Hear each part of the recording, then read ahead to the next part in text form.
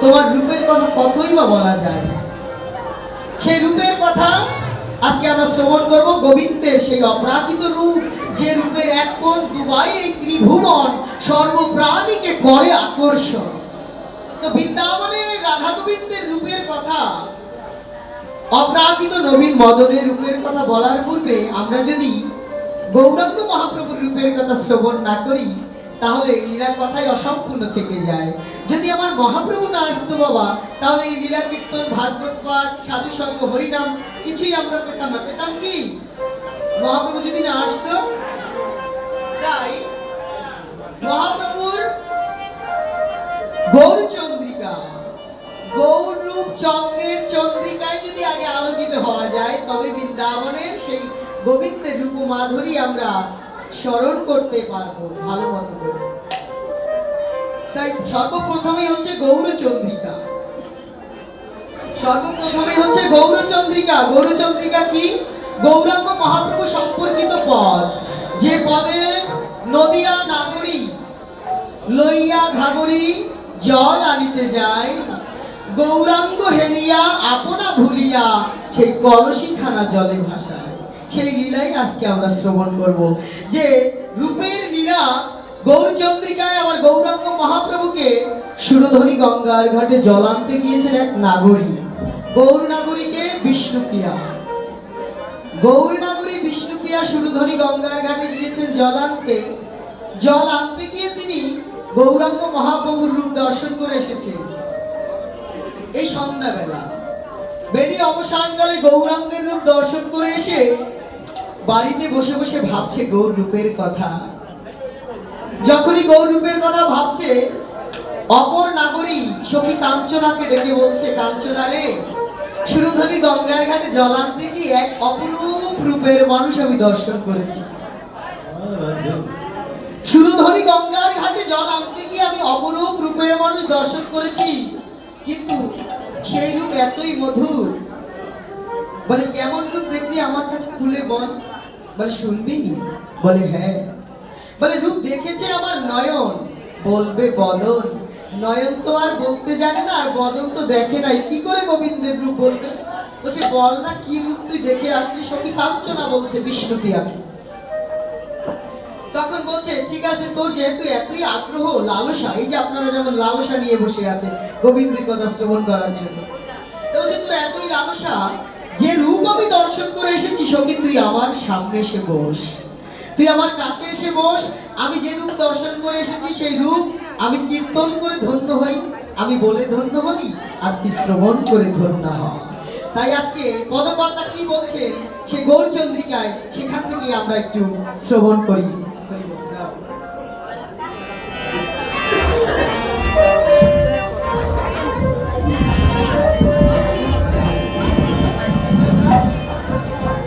গৌর নাগরিক কি রূপ দেখে এসেছেন সখীর কাছে বিস্তারিত বলছেন, আমরা পদের মধ্যে দিয়ে শ্রবণ করব। তাই কি বলছেন বিষ্ণুপ্রিয়া? মরমেলে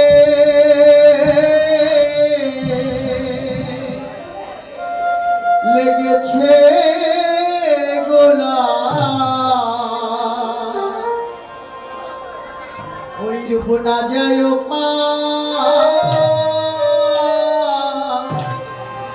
পাশরা। হাইতে পারবে?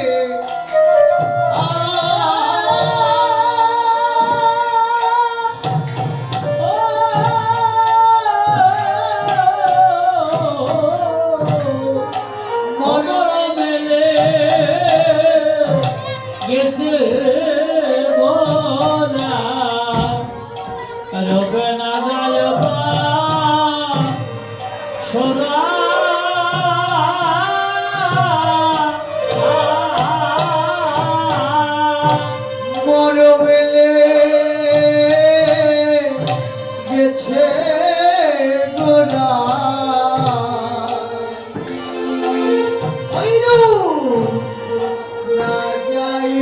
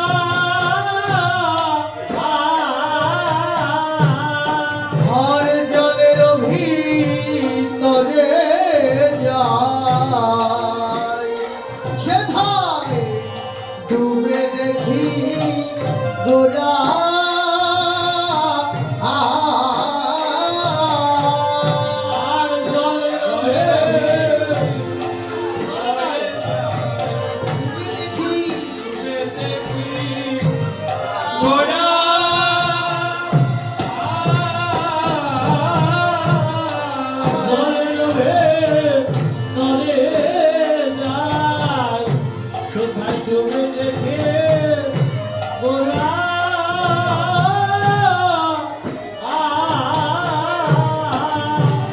আর ত্রিভুবন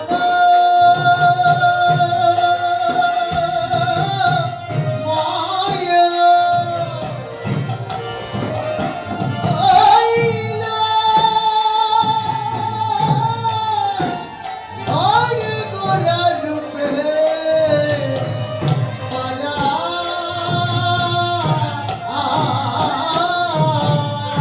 আর জীবন হলো গোলারূপে পালা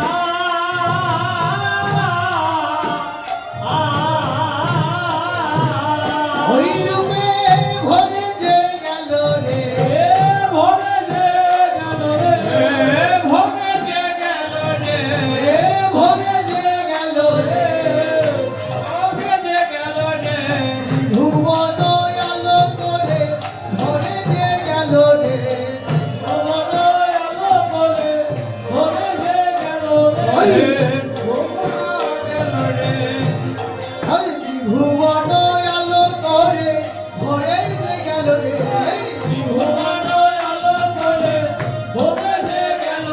আরে জগৎ মাঝে ভরে গেল ভুবন আলো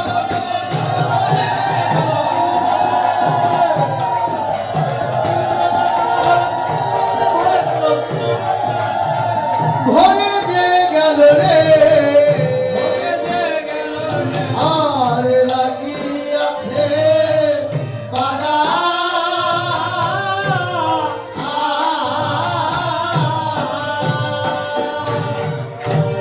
নন্দ সুত বলি জানে ভাগবতে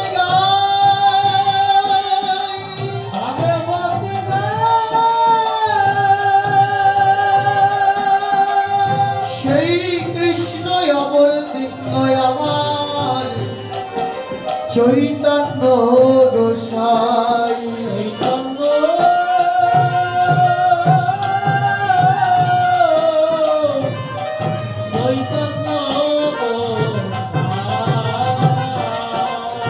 ভোজের নন্দন যেই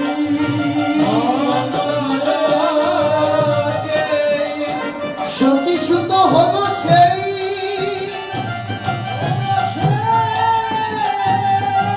বলরাম আপনি নিতাই আর দুঃখী দাবি যত ছিল হরি নামে উদ্ধারিল তার সাক্ষী চাপাল গোপাল আর জগাই মাধাই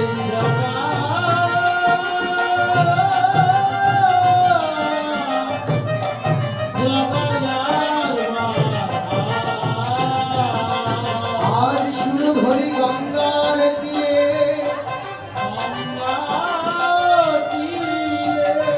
গৌর অনুরাগী এক নাগরী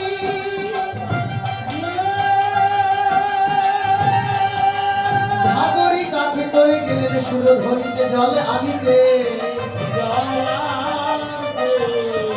সেই সুর ধরি গঙ্গার ঘাটে যখনই জল আনতে গেলে সুরধনির ঘাটে জল ভরতে গিয়ে দেখলেন এক অপরূপ রূপের ডালি নিয়ে যেন এক সোনার পদ্ম ফুটে বসে আছে সেই রূপে দর্শন করে গৌর অনুরাগী নাগরীর আর জল ভরা হলো না সেই রূপ দর্শন করে তার মনের মাঝে আজ কৃষ্ণ প্রেমের উদ্দীপন জেগেছে তাই তো অপর নাগরীকে ডেকে ডেকে বলছে নাগরী রে আমি বেলি অবসানকালে গিয়েছিলাম সুরধরি গঙ্গায় জল আনিতে জল আনতে গিয়ে যে রূপ আমি দর্শন করেছি সেই রূপের কথা কিবা বলবো রে নাগরী রূপ দেখেছে আমার নয়ন বলবে আমার পদ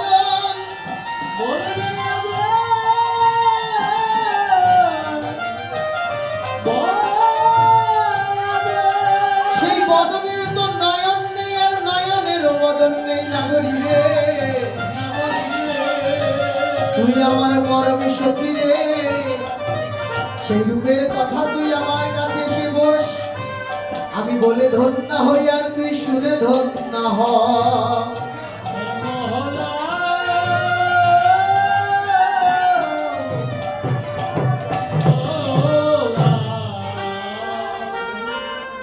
তাই গৌর নাগরী বিষ্ণুপ্রিয়া সখী কাঞ্চনাকে ডেকে ডেকে বলছে, কাঞ্চনা রে,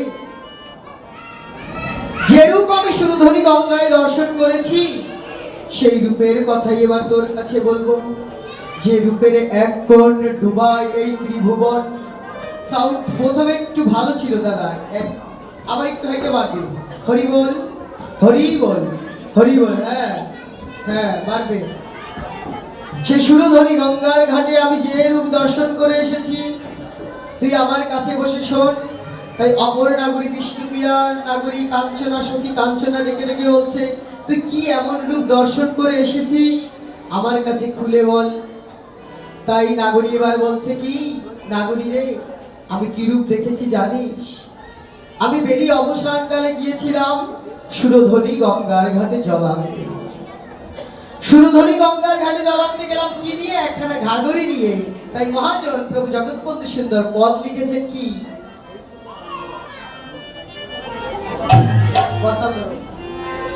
প্রভু জগৎবন্ধু সুন্দর বললেন, সখী কাঞ্চনা ওকে ডেকে ডেকে বিষ্ণুপ্রিয়া বলছে, আমি বাড়ি আনিবার যাই সুরধনীর তীরে,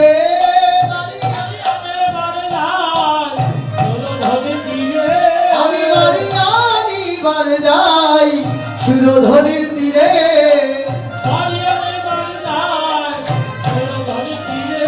এক অপরূপ রূপ কদম্ব তীরে।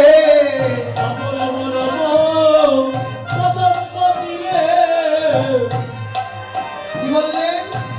আমি বাড়ি আনতে গেলাম সই, আমি বাড়ি আনতে গেলাম সই, ওই সুরধনী গঙ্গার ঘাটে বাড়ি আনতে গেলাম সই,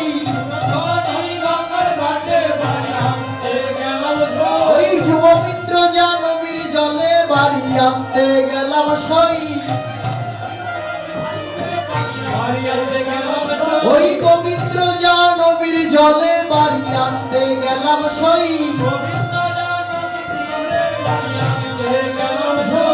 বাড়ি আনতে গিয়ে কি দেখলাম জানিস? একটা রাধা শশী যেন আসে উদয় নীরে, একটা রাধা শশী যেন আসে উদয় নীরে,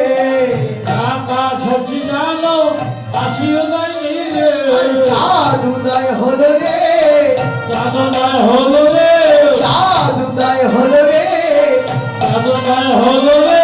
16 তলায় শস্য ধরো, চাঁদ উদয় হলো রে, 16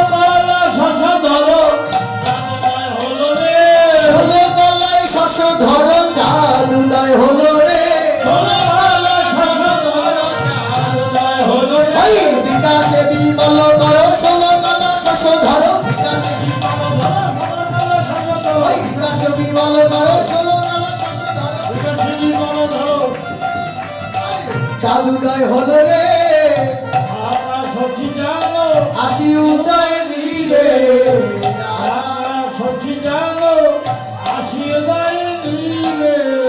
সখী কাঞ্চনাকে ডেকে বিষ্ণুপ্রিয়া বলছে, আমি গেলাম বেলি অবসানকালে সুরধনী গঙ্গার ঘাটে জল আনতে গিয়ে দেখলাম একটা রাধা শশী যেন আসি উদয় নীরে। শশী মানে কি? চাঁদ। একটা পূর্ণ চাঁদ উদয় হয়েছে সুরধনী গঙ্গার তীরে। সেই সুরধনী গঙ্গার ঘাটে যে চাঁদ উদয় হয়েছে সেই চাঁদের আলোয় সম্পূর্ণ জগৎ যেন আলোকিত হয়ে গেল।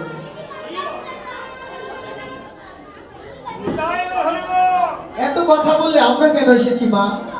বাবারা তো কেউ কথা বলে না, মাত্র কয়েকজন আপনারা। হরি বল জয় রাধে। এই রূপ লীলাটা এমনই একটা লীলা, দেখুন এই রূপের অনুরাগ যত বাড়বে ততই গোবিন্দের রাশে যাওয়ার প্রতি আমাদের বাসনা জাগবে। রূপের পরেই তো অনুরাগ, অভিসার পরেই তো রাস। এখন আপনি যদি যাকে কোনোদিন দেখেন নাই, আমরা যাকে কোনোদিন দেখি নাই, যার কথা শুনি নাই, তার সাথে কি মিলিত হতে যেতে পারি? রাস শব্দের অর্থ তো হচ্ছে মিলন। গোবিন্দের সাথে যে আপনি মিলিত হবেন, গোবিন্দের সাথে যে আপনি যুক্ত হবেন, মিলিত হবেন, তাকে তো জানতে হবে। আর তাকে জানতে গেলে তো একটু চুপ করে বসে থাকতে হবে, নাকি? হরিবল। তাই গৌরনগরী বিষ্ণুপ্রিয়া বলছেন, একটা রাতা শশী যেন আসে উদয় নিয়ে। দেখলাম একটা চাঁদ উদয় হয়েছে সুরধনী গঙ্গার ঘাটে। কি বললেন?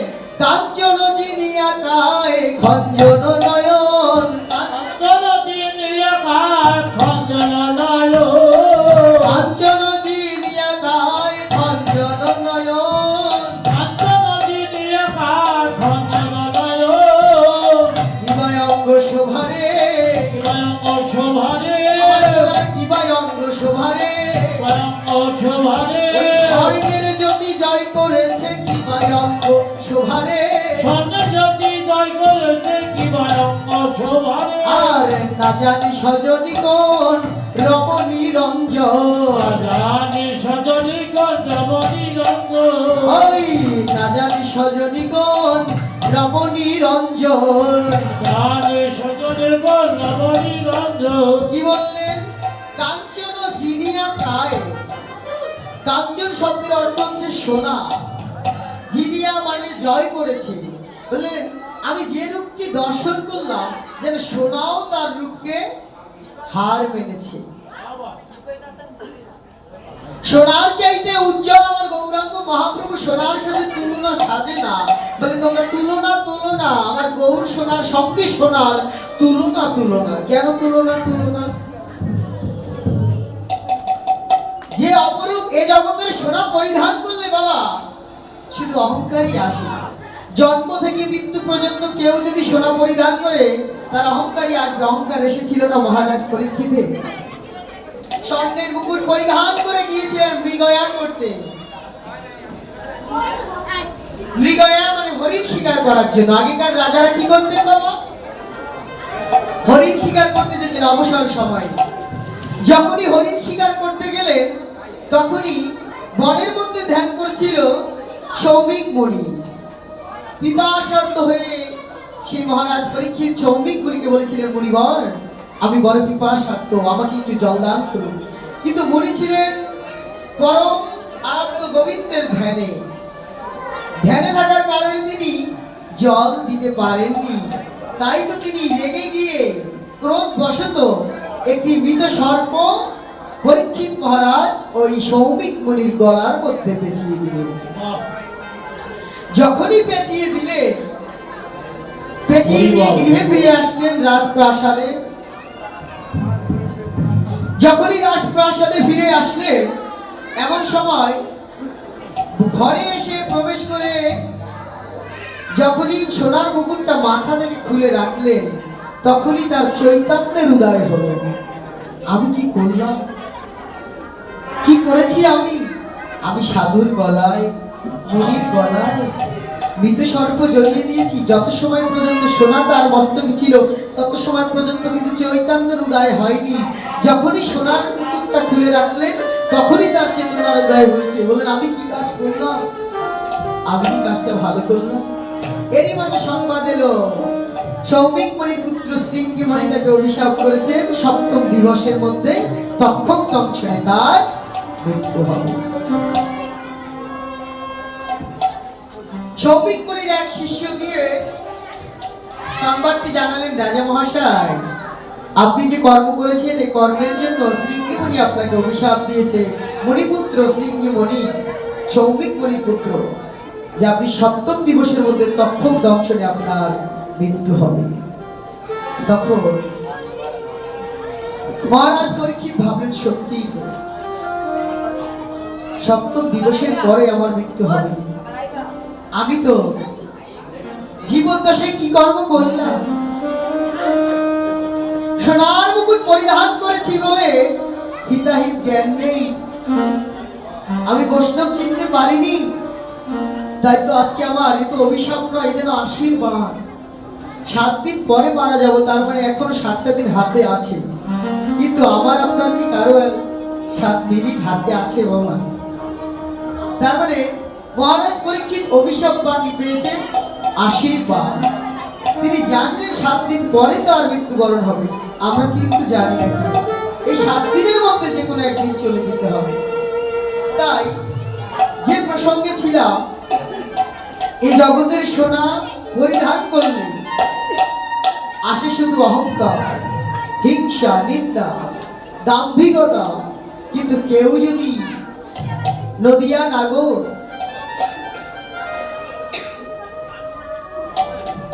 নদিয়া পুরন্দর আমার গৌরাঙ্গ সুন্দরকে একটিবার হৃদয়ে ধারণ করতে পারে। এ জগতে কত সোনার গহনা পরিধান করি আমরা বিলাসিতার জন্য। জন্ম থেকে মৃত্যু পর্যন্ত সোনা পরিধান করেও কেউ কোনোদিন সোনা হতে পারে না। কিন্তু আমার গৌররূপী সোনাকে যে একবার গলায় পরিধান করেছে বাবা, তার জীবনটা জনমের মতো যে সোনা হয়ে যায়। গৌররূপী সোনাকে যিনি গলায় গেঁথেছেন, গৌর কৃষ্ণ নামের মালা যিনি গলায় পড়েছেন, তার জীবনটা সোনাই হবে। তাই তো গৌরনাগরী বলছে, আমি যে গৌর সোনাকে দেখেছি, যে গৌরাঙ্গ মহাপ্রভুকে দেখেছি, সেই রূপের কথা কি বলবো? যে রূপে একটিবার যারা নয়ন দিয়েছে, যে রূপে যারা একটিবার নয়ন দিয়েছে, স্বর্ণকান্তি রূপ, নদিয়া বিহারী গৌরাঙ্গ হরি, ব্রজলীলা পরিহরি, কংসের বংশ নিধনকারী, পুতনা নিধনকারী, নাম ধরেছে গৌর হরি। ব্রজলীলা পরিহরি, রাধা ভাব কান্তি অঙ্গে ধরি, ধুলাই দিয়ে গড়াগড়ি। কলিজীবের দ্বারে দ্বারে গিয়ে বলছে, হে জীব চেয়ে দেখো, একটিবার জীব চেয়ে দেখো। প্রত্যহ প্রত্যেক দিন পূর্ব দিগন্তে সূর্য উদিত হয়ে পশ্চিম দিগন্তে অস্তে চলে যায়। তুমি একটিবার চেয়ে দেখো, তোমারও তো জীবন বেলা সেই ছোটবেলা থেকে ধীরে ধীরে বড় হয়ে আবার পশ্চিম দিগন্তে অস্তে চলে যাচ্ছে। গগনপটে সূর্যদেব খেলা করেছিলেন কত ঘন্টা? 12 ঘন্টা। গগনপটে সূর্যদেব খেলা করেন কত ঘন্টা বা? 12 ঘন্টা নাকি না আরো বেশি? 12 ঘন্টা তো। 12 ঘন্টা সূর্যদেব গগনপটে খেলার করার পরে ধীরে ধীরে যেমন পশ্চিম দিগন্তে অস্তে চলে যায় আমাদের মহাপ্রভু, কলিযুগ পবন অবতারী গৌরাঙ্গ মহাপ্রভু বলছে, জীব চেয়ে দেখো, তোমার জীবন বেলাও তো সেই ধীরে ধীরে পশ্চিম দিগন্তে অস্তে চলে যাচ্ছে। তুমিও তো তোমার মাতৃগর্ভ থেকে উদ্ভাসিত হয়ে জগৎকে আলোকিত করেছিলে, কিন্তু তুমি চেয়ে দেখো, তোমারও জীবন বেলা ধীরে ধীরে পশ্চিম দিগন্তে অস্তে চলে যাচ্ছে। তাই কলিযুগ পবন অবতারী আমার গৌরাঙ্গ মহাপ্রভু বলল, এখনো সময় আছে, সময় থাকতে একবার প্রেমানন্দে হরি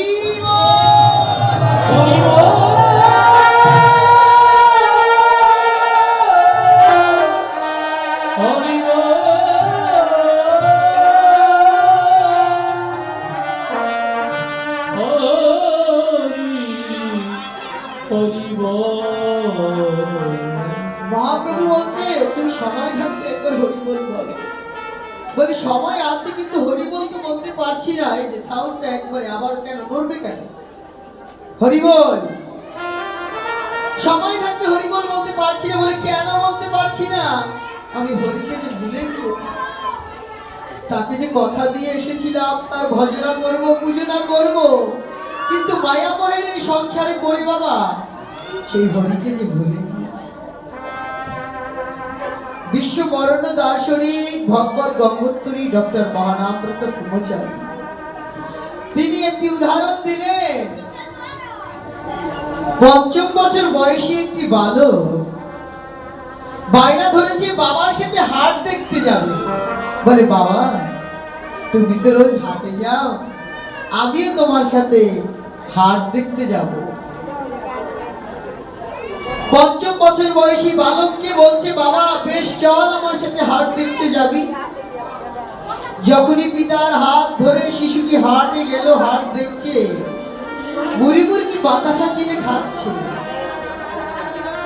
খেতে খেতে হাটের ভিড়ের মধ্যে এসে যখন বলল বাবা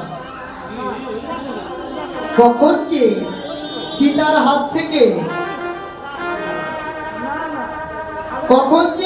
হাত থেকে সন্তানের হাতটি ছুটে গিয়েছে, সন্তান তা লক্ষ্য করতে পারেনি। হাইটা আরেকটু পারবে সাউন্ড পারবে,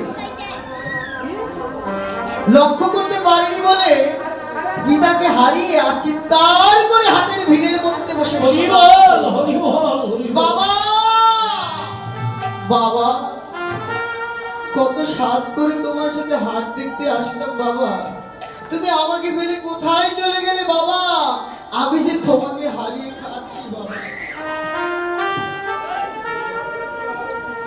এমন সময় যখনই পিতাকে হারিয়ে শিশুটি কাঁদছে, এমন সময় কান্না দেখে এক বৃদ্ধ সাধু ব্যক্তি এসে সামনে এসে বললেন শিশু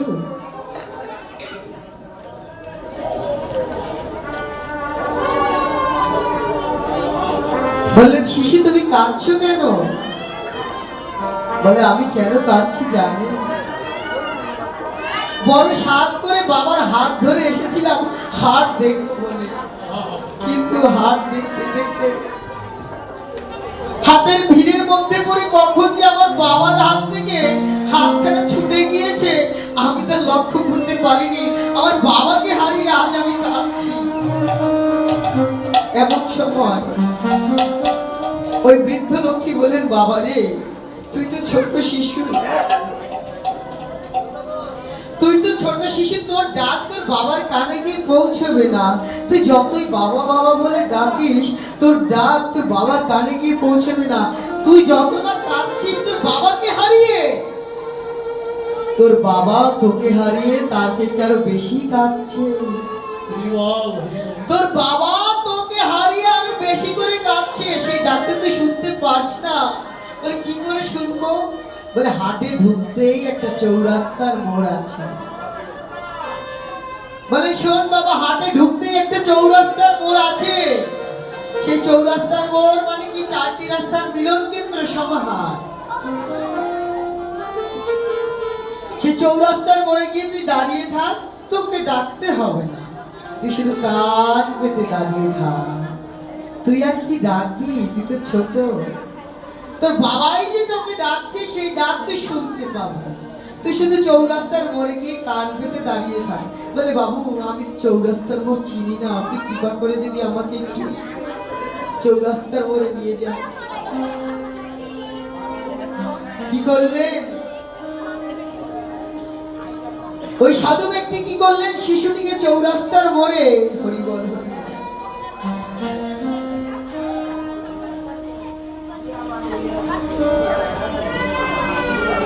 ওই সাধু ব্যক্তি শিশুটিকে চৌরাস্তার মোড়ে গিয়ে দাঁড় করিয়ে দিলে। বলেন এখানে দাঁড়িয়ে থাক, তোর বাবা তোকে ডাকবে, তুই শুনতে পাবি। কিছু সময় বাদেই শিশুটি শুনতে পেল বাবা ডাকছে খোকা খোকা। তুই কোথায় হারিয়ে গেলি খোকা? তোকে হারিয়ে যে আমি আজ বড় কাঁদছি। তুই কোথায় হারিয়ে গেলি খোকা? তুই যে আমার পরাণের ধন।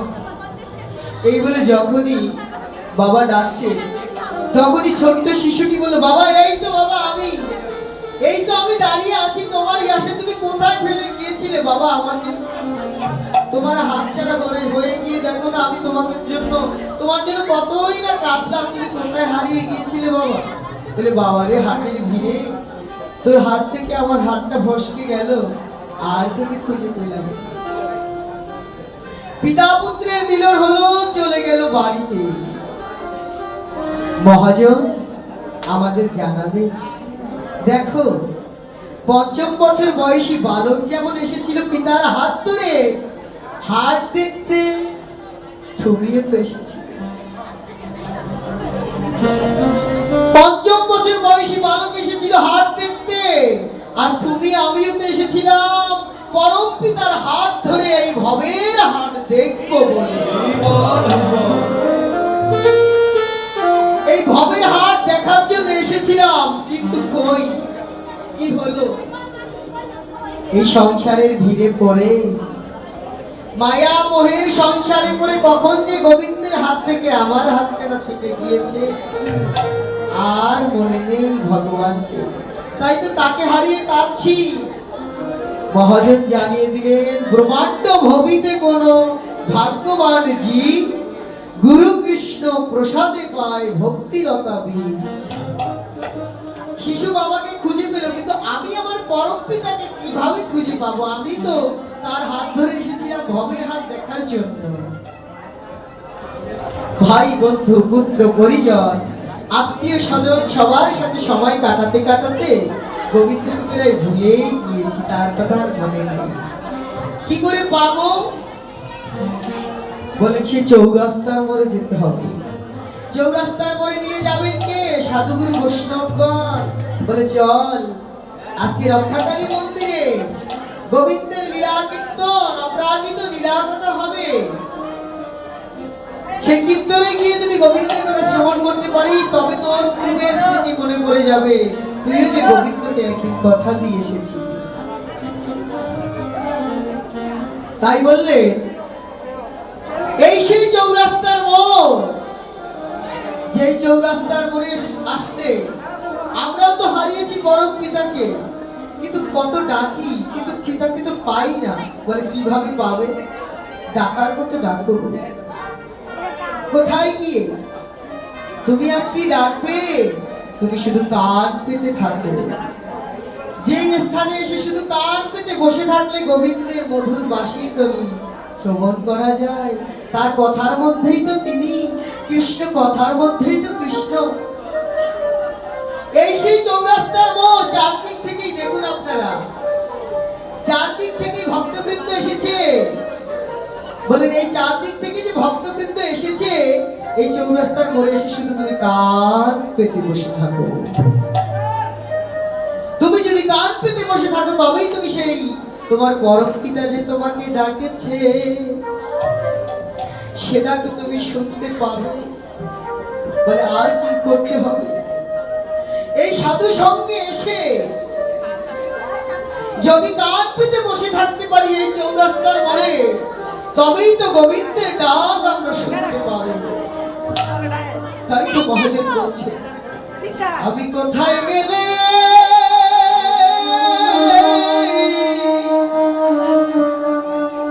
সঙ্গ পাবো? আমি কোথায় গেলে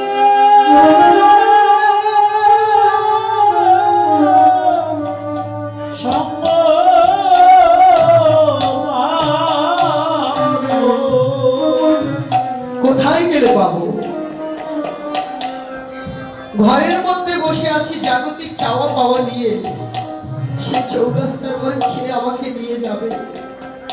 কে নিয়ে গোবিন্দের কথা শ্রবণ করাবে? এমন বান্ধব কে আছে? তাই তো মহাজন বলছে, তোমরা বলে দাও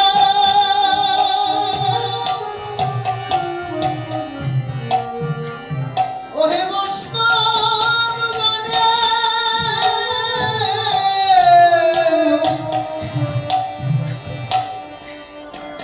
আমি কোথায় গেলে সাধুর সঙ্গ পাবো? তোমরা বলে বৈষ্ণবগণ,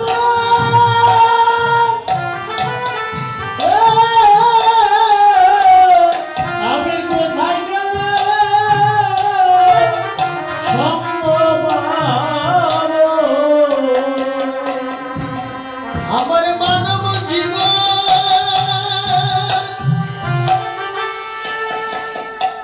বৃথাই গেল,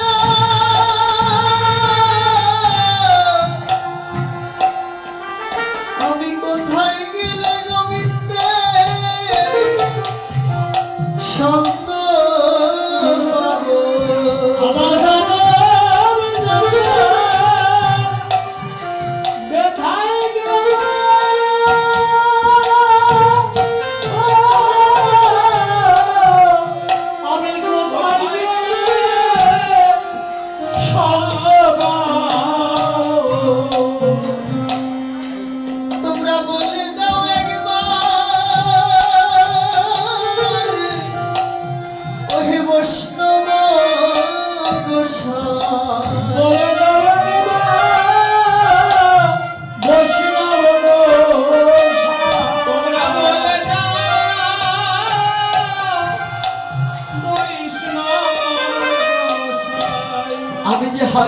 ডাকেছি সেই বড় পিতাকে। কোথায় গেলে আমি গোবিন্দকে পাবো? আমি কবে সাধুর চরণ ধরি?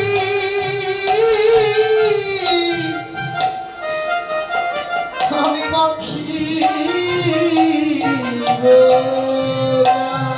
আমার সাধু চরণ ধরে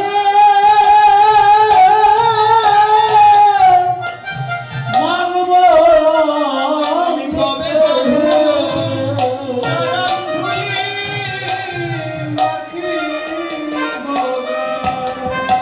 হে বৈষ্ণবগণ, এই সেই চৌরাস্তার মোড়, যেখানে বসে কান পেতে থাকলে সাধুগুরু বৈষ্ণবের মোড়ে এসে কবে পাতব সেই কান, যে গানে গোবিন্দের বাঁশির ধ্বনি শুনতে পাবো। আমার পরম পিতা যে আমাকে ডাকছে, সেই ডাক আমি কবে শুনতে পাবো? আমার জীবন বেলা যে ডুবে যাচ্ছে, কলিযুগ পাবনাবতারী আমার গৌরাঙ্গ মহাপ্রভু এসে জানিয়ে দিলেন, জীব দেখো, জীবন বেলা ডুবে যাচ্ছে, আর কবে ডাকবে তুমি তাকে? আমার গোনার দিন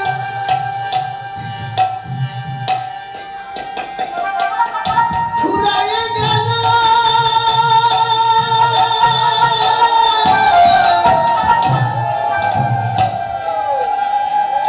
আমার সাধুর সঙ্গ হলো না রে। আমার গলা ফুরাইয়া গেল,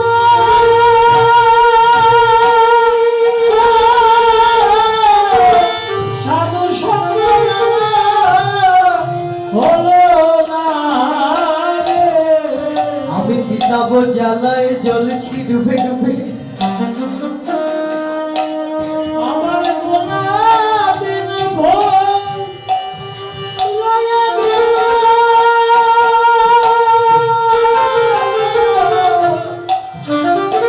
সাধু সঙ্গ হলো না। আমার গোনা দিন হরি বল হরি হরি নাই ফুরাইয়া গেল,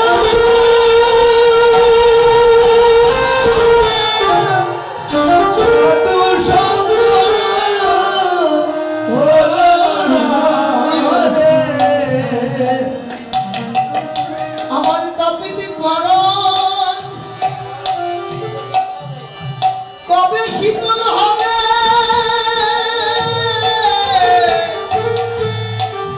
বুঝি আমার ভাগ্যে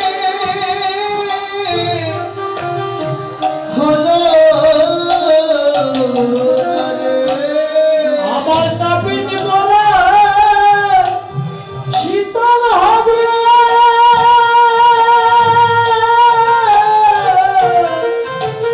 আমার ভাগ্যে হলো না রে। আমার দাবি করে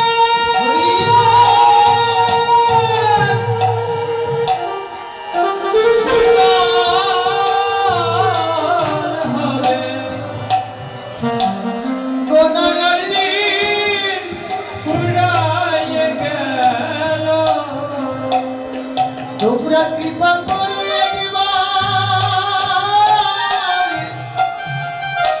ওহে বৈষ্ণবগণে কৃপা করে একবার বৈষ্ণব তোমরা কৃপা বৈষ্ণব আমি যেন গৌর নামে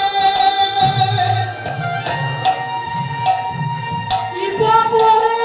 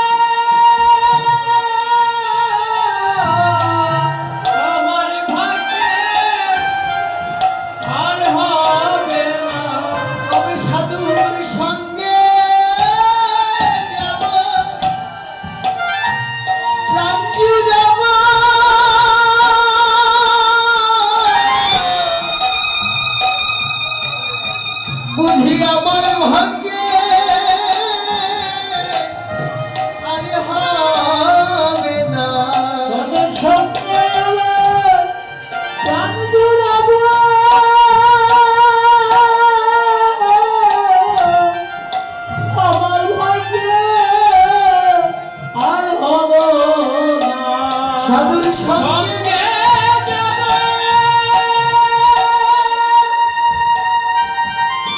প্রাণ জুড়াবো আমার ভাগ্যে আর হলো না তোমরা দাও দাও ভক্ত প্রেম ভিক্ষা দাও দাও ভক্ত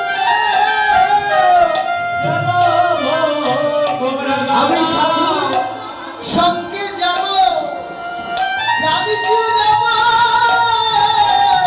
দাও দাও ভক্ত প্রেম ভিক্ষা রাজু যাব প্রাণ জুড়াবো দাও দাও প্রেম ভিক্ষা আমি সাধুর সঙ্গে যাব রাজু যাব দাও দাও ভক্ত প্রেম ভিক্ষা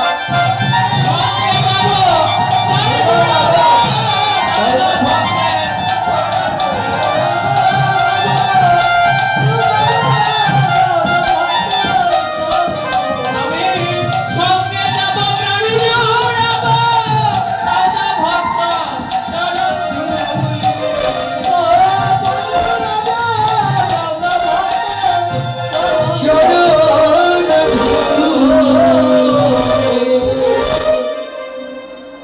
হে বৈষ্ণবগণ আমার মায়েরা যে সোনার গৌরাঙ্গ মহাপ্রভু আমাদের জানিয়ে দিলেন হে জীবী চেয়ে দেখো দেখো দেখো একটিবার তোমার জীবন গগনের সূর্যটাও যে ধীরে ধীরে ডুবে যাচ্ছে সেই সোনার গৌরাঙ্গ যাকে ভোলা যায় না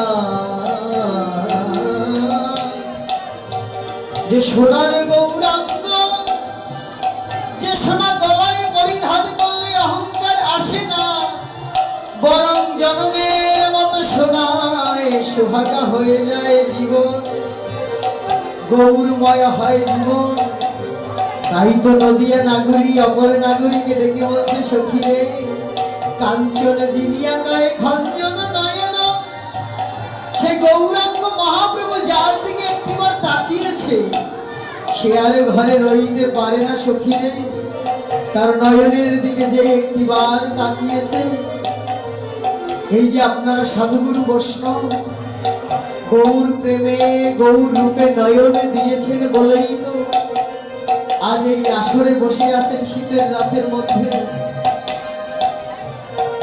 এমনই সময়ে গৌর নাগরী বিষ্ণুপ্রিয়া বলছেন আর কি দেখলি নাগরী আবার একটু খুলে বল যত শুনি ততই যেন শুনতে মন চায় তখন বললেন কি আর কি দেখলাম জানিস ও তার কি বা দুটি পদ যেন তো নদ রাম রম্ভা তো দুয়ুরু যার কি বাদনি পদ জনপকনাদ রাম রাম তোর ও ওদের কি বা দুটি পদ যেন তো নদ রাম রম্ভা তো দুয়ুরু যার কি বাদনি পদ জনপকনাদ রাম রাম তোর ও যিনি শতদল শ্রীমুখ মণ্ডল যিনি শতদল শ্রীমুখ মণ্ডল যিনি শতদল শ্রীমুখ মণ্ডল যিনি শ্রীমুখ মণ্ডল নরিছে সুচারু গুরু গুরু মরিষে সুচারু গোরার নয়নে নয়ন দিয়ে আমি নয়নে নয়ন দিয়ে আমি নয়নে নয় যেন প্রেমের পাদ নয়নে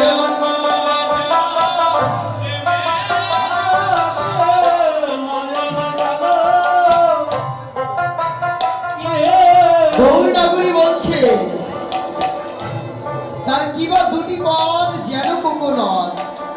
তার চরণ দুখানি কেমন দেখলাম জানিস? গৌরনগরী বিষ্ণুপ্রিয়া বলছে কাঞ্চনাকে ডেকে তার চরণখানি কেমন দেখলাম জানিস? তার কিবা দুটি পদ যেন কোকোনট। কোকোনট শব্দের অর্থ কি বাবা? পদ্ম।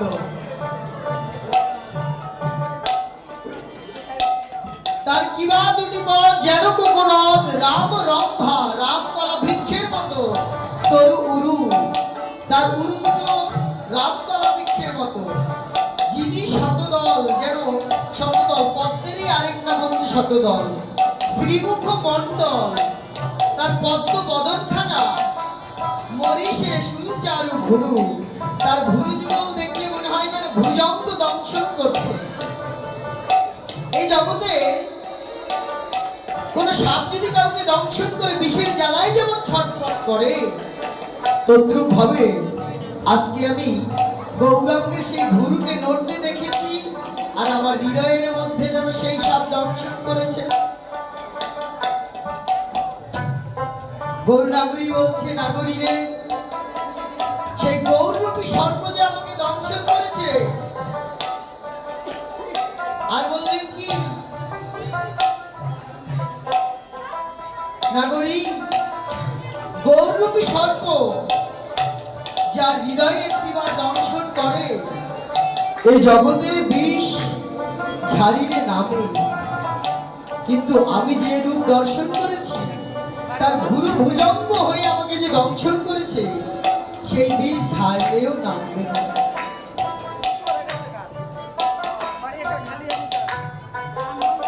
তাই বলছেন কি, বলেন আর কি দেখলি?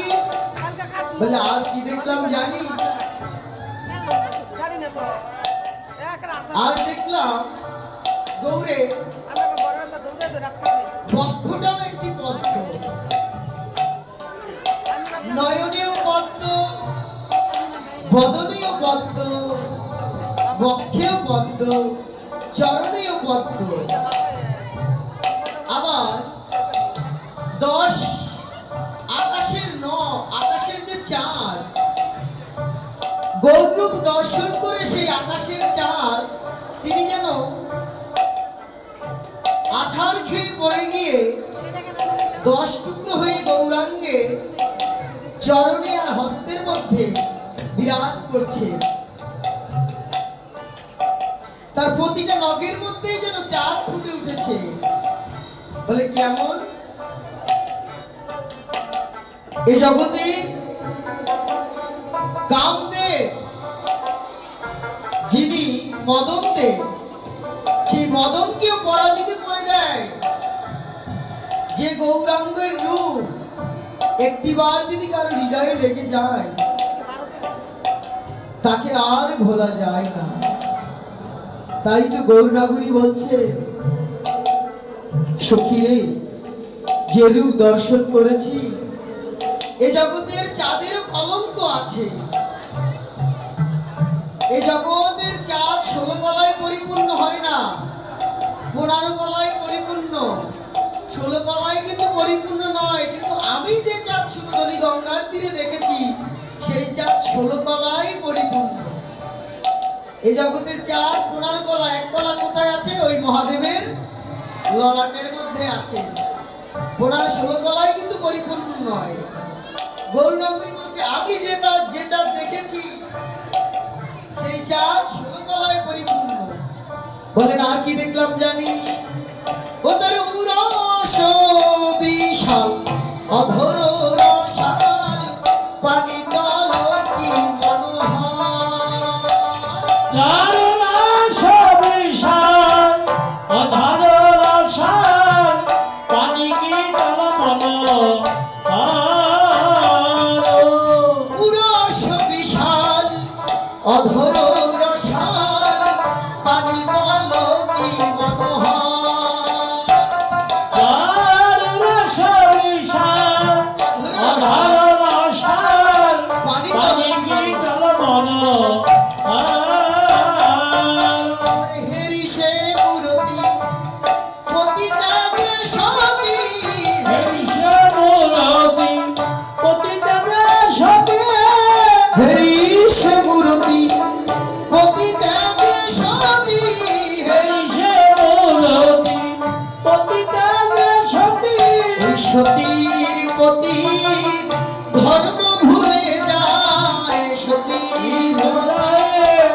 ভুলে যায় বললেন, নাগরী রে, ওই রূপে যে নয়ন দিয়েছে, সতীও পতি ধর্ম ভুলে যায় গৌরাঙ্গ রূপে একবার নয়ন দিলে, যে রূপ আমি দেখে এসেছি। ফেরি সে মূরতি পতি ত্যাগে সতী, যেন মত্ত করিবার, যেন মত্ত করিবার। আর জনমত করি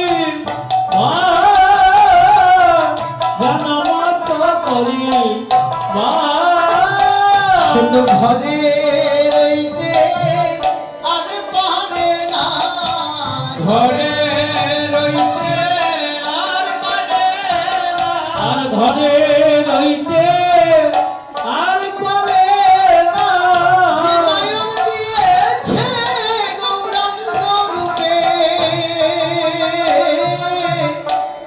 ও সে ঘরে রইতে আর পারে না। ওরে রাজা গৌরাঙ্গ ঘরে রইতে আর পারে না বলে সখীরে, যে একবার ওই রূপে নয়ন দিয়েছে সে আর ঘরে রইতে পারবে না।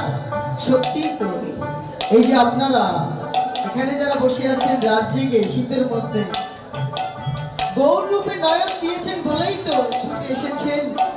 যারা গৌরকে নয়ন দিতে পারেনি তারা তো আসবে না। সবার তো আর ভজনযোগ্য দেহ হয় না। এই গোবিন্দের কথামৃত শুনতে গেলেও ভজনযোগ্য দেহ চাই।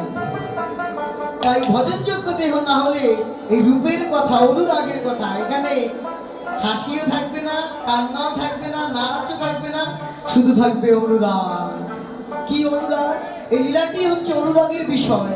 কেন পেলাম না, কেন পাবো না, তাকে কি এ জীবনে পাবো না? কেন পাচ্ছি না, অপরজন পাচ্ছে, আমি কেন পাচ্ছি না? এই যে অনুরাগ, তারও অনুরাগের লীলাই হচ্ছে এই রূপ অনুরাগ। এটা শুধু অনুরাগের বিষয় বাবা। অনুরাগের ঘরে না ঢুকলে মোর মুখের কথায় ভজন হয় না। তোরে বৈষ্ণবে না করলে দয়া, এ দেহ ভজন যোগ্য হবে না। তাই এই লীলাটি হচ্ছে অনুরাগ। তাই মহাদেব কি বললেন? অরুণ নয়নে সখী কটাক্ষই মনে দেখি। কি দেখলাম?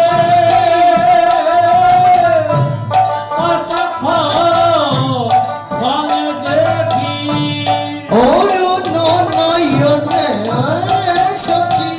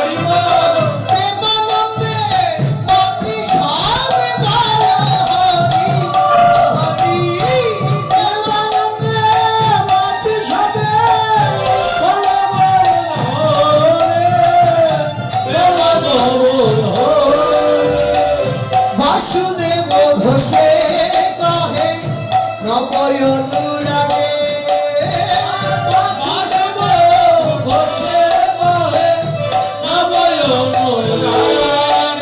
আমি সোনার বানর পরার উপাধিয়ার মাঝে জাগে সোনার বানর বাবুল উপাধিয়ার মাঝে আরে আর জেগে যে রইল রে রইল রে, জেগে যে রইল রে জেগে রইল রে, সোনার বানর গোলার রূপ জেগে যে রইল রে সোনার বাগান গৌর বলে গেছে রইল রে, সোনার বাগানে গৌরার উপরে গেছে রইল রে। আমি বাঁশরিতে নারিলাম হইতে লাগিল, আমি বাঁশরিতে নারিলাম হইতে লাগিল, গৌর ডুবে নয়ন দিয়ে বাঁশরিতে নারিলাম গৌরবে হইতে লাগিল, গৌর ডুবে নয়ন দিয়ে বাঁশরিতে নারিলাম। গৌর ডুবে নয়ন দিয়ে বাঁশরিতে নারিলাম গৌরবে দিয়ে হইতে লাগিল, এমন তো জানিস সে যে রূপ তো নহে রে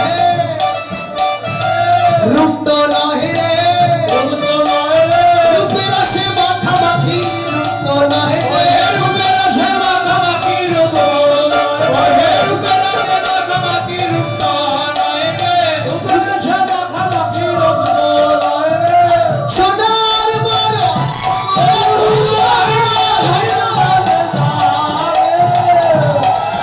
বড় বাবুর হিয়ার মাঝে হরিব আচ্ছা ঘোষ বাসিন্দু মেবল হদিদানম পবনে বৈষ্ণবে ভয় আসুন গৌরলীলা বিশ্রামে নিয়ে এবারে আমরা বৃন্দাবন লীলায় স্মরণে ব্রতী হই এটা বৃন্দাবনই ধাম নতুন করে বলার প্রয়োজন নেই যে আমরা বৃন্দাবনে যাবো নাকি এটা বৃন্দাবন ধামে তাই বৃন্দাবন লীলা শ্রবণ করার পূর্বে একটু দুবাহু তুলে একটু নৃত্য করি জয় রাধে অনেকের মনে হয় ঘুম পাচ্ছে নাকি হরি বল বলি বৃন্দাবন বিহারীলাল কি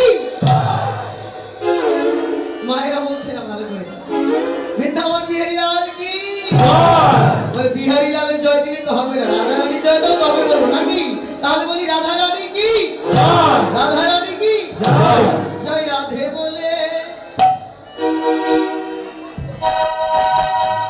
জয় রাধে বলে তু বাহু তুলে নাচরে মন পথে পথে জয় রাধে বলে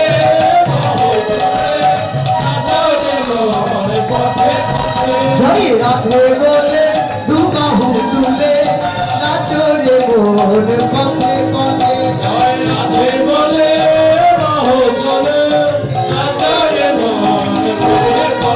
মনের জ্বালা দূরে যাবে কৃষ্ণ প্রেমে উদয় হবে মনের জ্বালা দূরে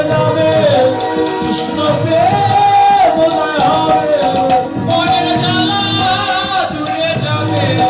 কৃষ্ণ প্রেম উদয় হবে। তোরা I I I I I আমার ভাই চলো চলো চলো মধু বৃন্দাবনে যাই তোরা I I I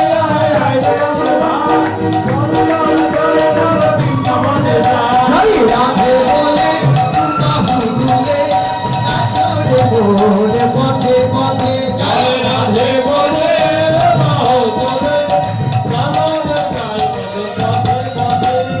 Radhe Radhe বলো রাধে রাধে রাধে রাধে আয়রা বলবে রাধে রাধে রাধে রাধে রাধে রাধে রাধে রাধে আচ্ছা, আমি বলবো না এবার মায়েরা বলবে রাধে রাধে আওয়াজ বেশি আসছে না আমার এবার বাবা না জয় রাধে রাধে জয় রাধে রাধে রাধে রাধে বললে কি হবে নয়নে হেরো সদা কৃষ্ণ বদনে বলো সদা কৃষ্ণ নয়নে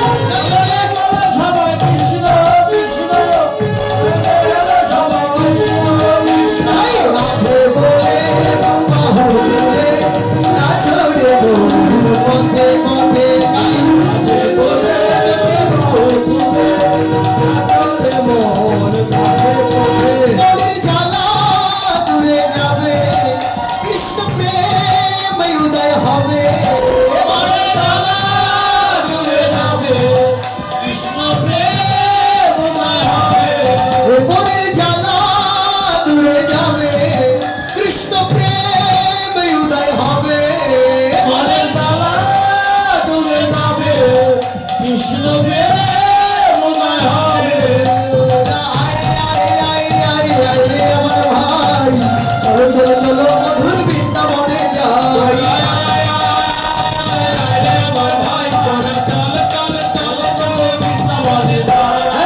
রাধে বলে দু বাহু তুলে বলো রে মন পথে পথে যাই রাধে বলে বাহু তুলে রাধারে বলে পথে পথে রাধা রাধি কি জয়।